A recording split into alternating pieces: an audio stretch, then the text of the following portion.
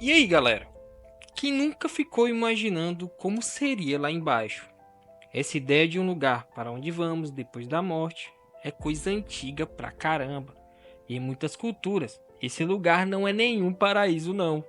É o famoso inferno, um lugar de trevas, sofrimento e muito ai que arrependimento. Mas o mais interessante é que cada cultura imagina o inferno do seu jeitinho.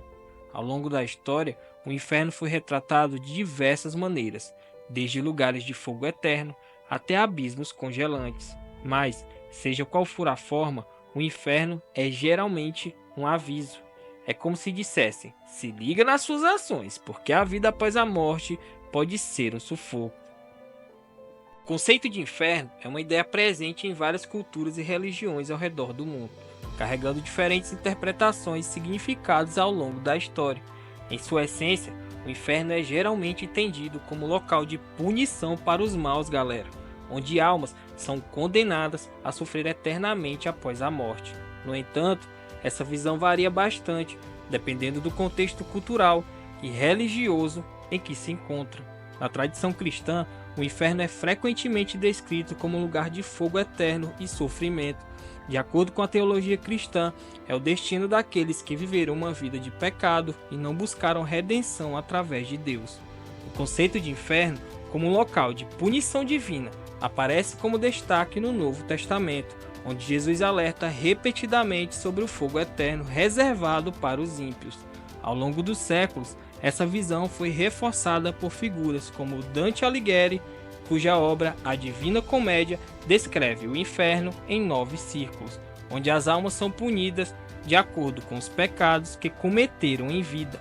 Essa representação tornou-se uma das mais influentes na cultura ocidental, com imagens de tormento, fogo e criaturas demoníacas. Mas eu me pergunto como é que essas diversas culturas enxergavam o inferno.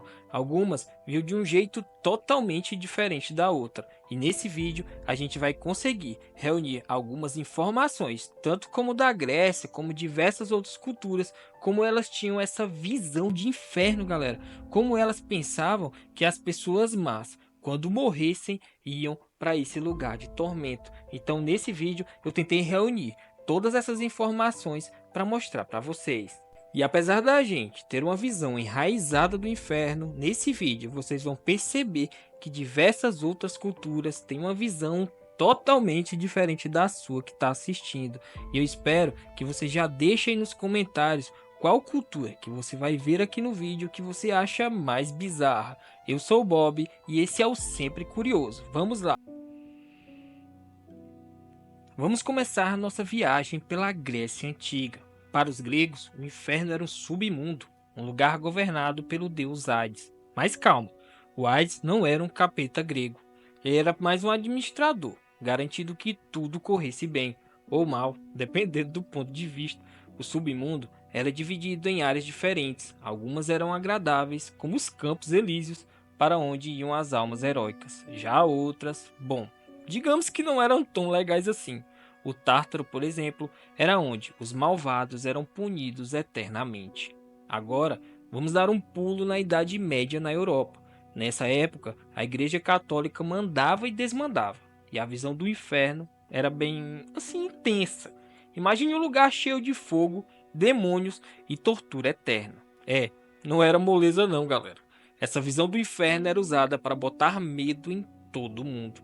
Afinal, quem em sã consciência iria querer passar a eternidade sendo torturado?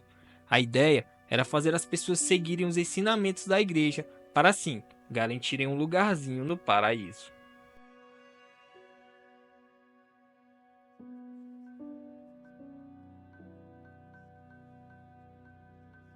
Dar uma paradinha no Japão dos dias de hoje. No budismo japonês, o inferno é chamado de Jigoku. E não é que lá também tem fila de espera? É isso aí. As almas más precisam passar por um julgamento antes de encarar sua punição. E quais são essas punições? Ah, essas são de tirar o chapéu de tão criativas, galera. No Jigoku, as almas podem ser espetadas por agulhas, cozidas em óleo fervente ou até mesmo congeladas em lagos gelados. Cada pecado tem seu preço, meu amigo, bem peculiar.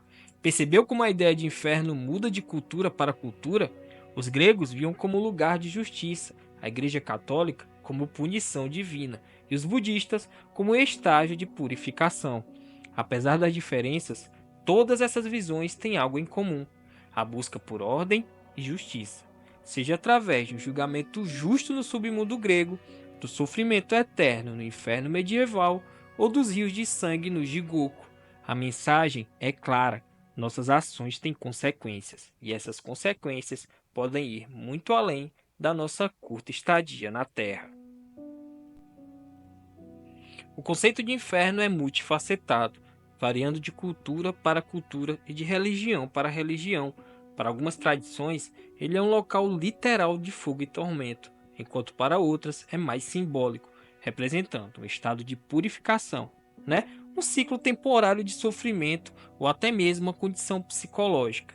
O que todas essas interpretações têm em comum é a ideia de que nossas ações na vida têm consequências, seja em um além literal ou metafórico. O inferno então reflete não apenas nossas ansiedades sobre o destino final, mas também nossas ideias sobre justiça, moralidade e redenção. E eu confesso, galera, que às vezes eu me paro pensando sobre isso.